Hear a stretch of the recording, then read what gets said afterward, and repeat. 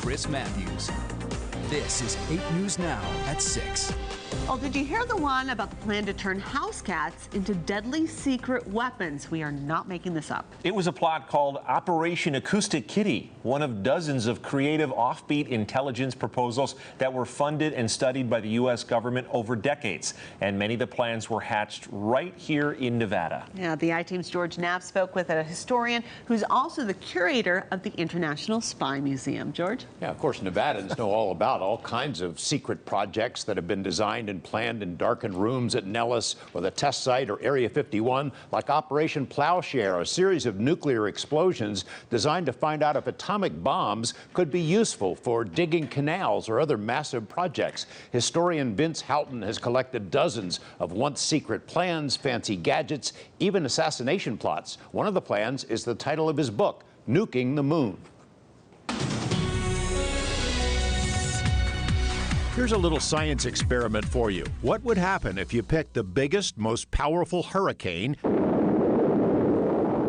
and then dropped a hydrogen bomb in the middle of it? Might it reduce the destructive power of the storm and save lives? A meteorologist who worked on nuclear explosions at the Nevada test site thought it might. Because the problem was the only way to actually test it was to test it with a real hurricane and real multi-megaton nuclear weapons.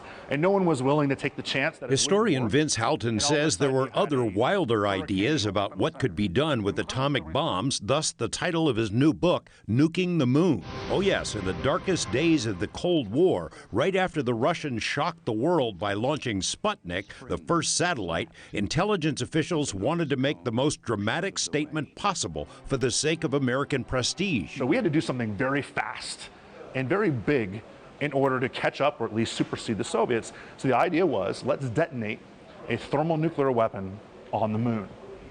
And let's do it along the terminator, which is where the light and the dark side of the moon meet up, so that everybody on Earth could watch that perfect mushroom cloud go up on the moon, and everyone at that point would know that America, we're the toughest kid on the block. So that no one can say nonsense that doesn't match science. The scientist who did the calculations was a young grad student named Carl Sagan. The plan was spiked when it became obvious that a nuke explosion on the moon, which has no atmosphere, would make for an unimpressive display to those watching from Earth.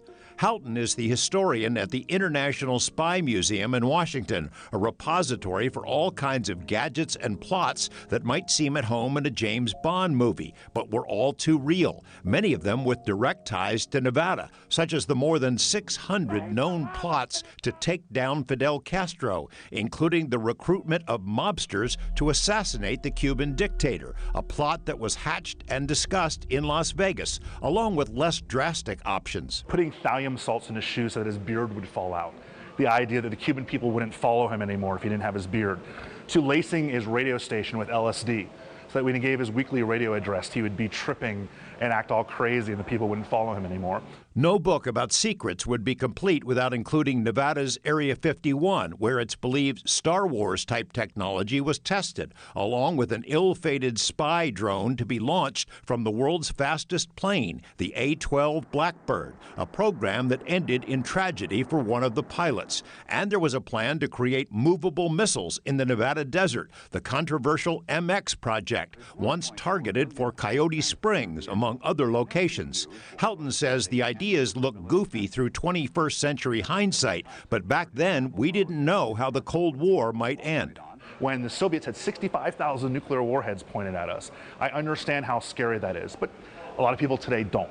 And so I want people to put themselves in the shoes of the people acting and making the decisions at the time. Another reason we didn't nuke the moon is someone figured out American prestige would be better served by sending astronauts up there instead of bombing it. We interviewed Vince Houghton at the Atomic Testing Museum on East Flamingo. He will be speaking about his book, Nuking the Moon, this Saturday, and we have more information about that on our website. There was a plan at one point to drop a nuke on Australia to create a harbor.